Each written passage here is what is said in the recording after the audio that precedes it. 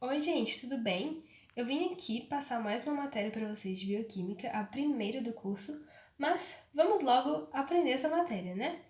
A bioquímica é a ciência ou ramo interdisciplinar que utiliza princípios e métodos da química na investigação das transformações que ocorrem nas substâncias e moléculas provenientes dos seres vivos e de seus processos metabólicos.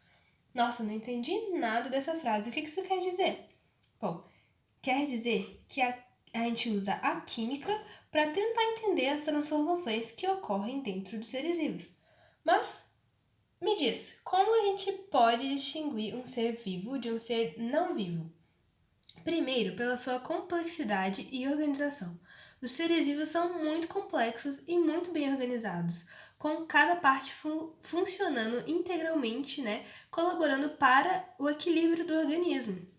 Os seres vivos também conseguem extrair, transformar e utilizar a energia do ambiente. Nós conseguimos perceber exatamente essa função através da fotossíntese.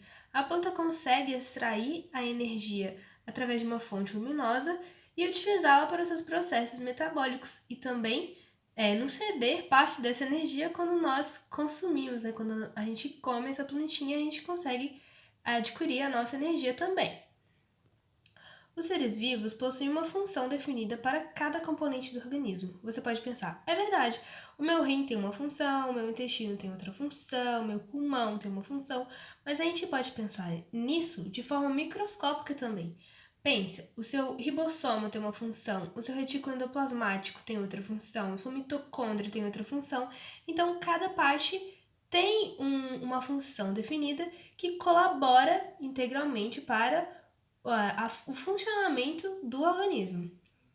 Os seres vivos conseguem sentir e responder às alterações que acontecem no ambiente.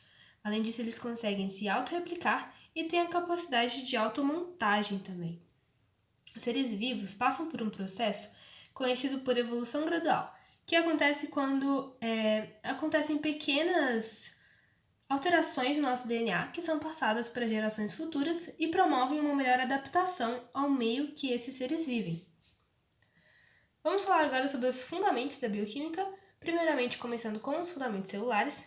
O primeiro fundamento celular nos diz que todos os seres vivos são constituídos por células. Existem dois tipos de células, as células procariontes e as células eucariontes. Vocês se lembram de que cada um quer dizer? Bom, cário lembra carioteca, que é a membrana que envolve o material genético. Nas células procariontes, essa carioteca não existe e o material genético está ali presente por todo o citoplasma. Já nas células eucariontes, esse material genético fica restringido a essa parte que fica englobada pela carioteca. Os seres vivos conseguem adquirir a energia através do meio. Eles podem fazer isso através de uma fonte luminosa, conhecidos como fototróficos, esses seres que adquirem a energia através de alguma fonte luminosa, como exemplo, as algas, que fazem a fotossíntese. E existem os seres quimiotróficos que conseguem essa energia através de uma outra fonte. As células são capazes de construir estruturas supramoleculares. O que quer dizer essa palavra, supramoleculares?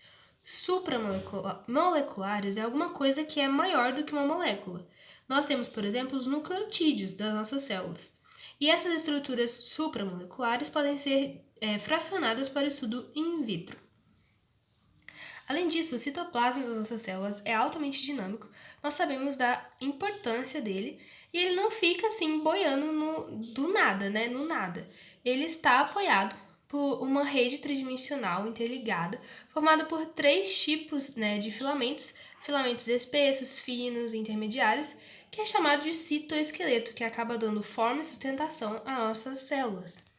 Existem os fundamentos químicos que nos diz que os nossos corpos são formados, nossos organismos são formados por menos de 30 dos mais de 90 elementos químicos encontrados na natureza hoje.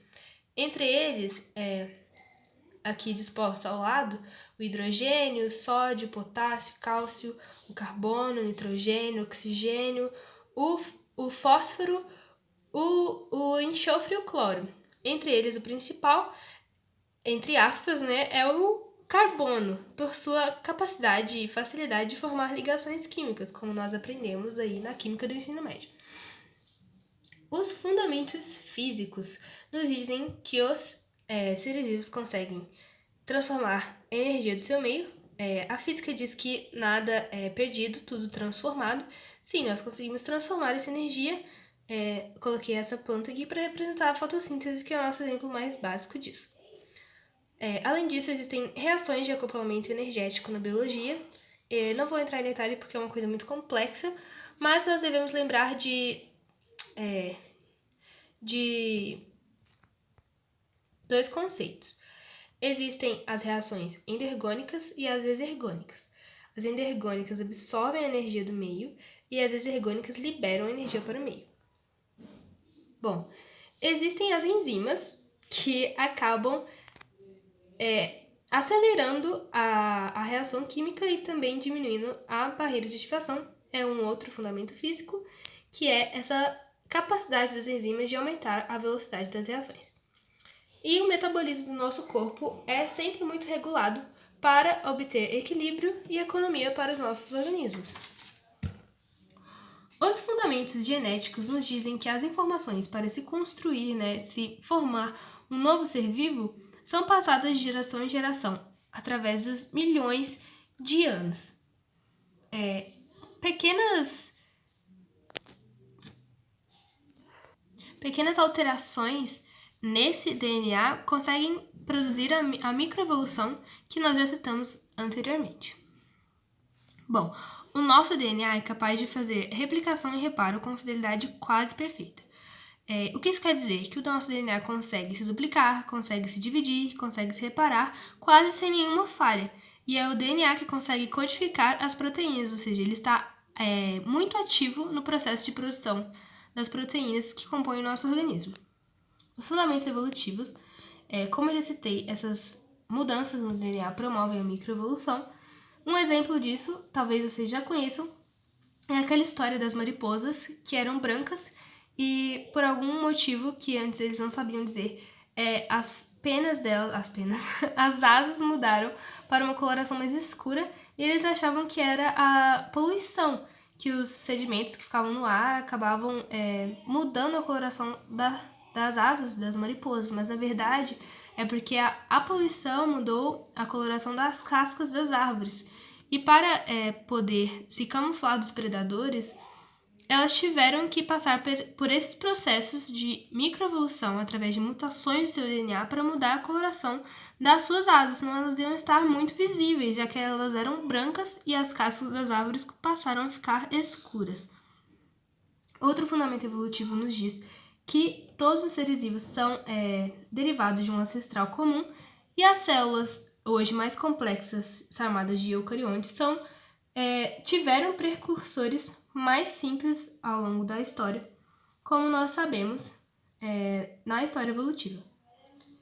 E outro conceito que nós temos que lembrar é o conceito da endossimbiose. Não sei se vocês lembram dessa teoria, mas ela nos diz que algumas organelas, como a mitocôndria e o cloroplasto, um dia foram células individualizadas, separadas, e foram englobadas por nossas células, e hoje passam a viver em harmonia, em conjunto, uma ajudando a outra, numa relação praticamente de mutualismo, E isso é provado hoje em dia podemos dizer que é provado pelo o DNA separado, Porque a mitocôndria possui um DNA próprio que é diferente do nosso DNA da nossa célula. Então, a teoria da endossimbiose é muito discutida por esses fatores. Bom, foi essa a aula, gente. Espero que tenham gostado. Até a próxima!